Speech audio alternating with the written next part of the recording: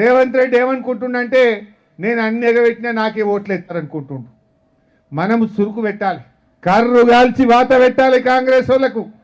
రేవంత్ రెడ్డి కళ్ళు మూసుకుపోయినాయి అధికారంతో, నోటికి వచ్చినట్టు అడ్డదిడ్డం మాట్లాడుతుండు. మేము అసెంబ్లీలో ఎప్పుడన్నా లేచి గట్టిగా అడిగినాం అనుకో, నేను మొన్న అడిగిన ఏమైందా 4000 పెంచాను అని అడిగిన, ఇంకెప్పుడు ఇస్తావు అంటే నీ లాగులో తొండలు జరగొడతా అంటాడు.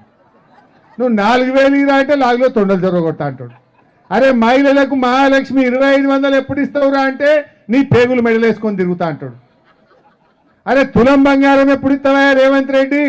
ఎలక్షన్లు అప్పుడు తులం ఇస్తా అంటివి, ఆ తులమేమో కానీ 1,60,000కి తులం అయిపోయింది. అది కేసీఆర్ ఉండగా 80,000 ఉండే, ఈ రేవంత్ రెడ్డి ఏమంటే వచ్చిండో అది 1,60,000 అయింది.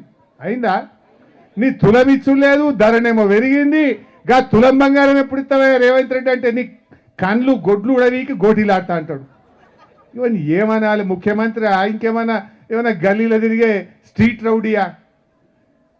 నేను ఏమడిగినా అరే నువ్వు మాట ఇచ్చినావు, ఓట్లేసుకున్నావు, గద్దెనెక్కినావు, ఎప్పుడు ఇస్తావురా అంటే నీ పేగులు కూడా విక్తా అంటాడు.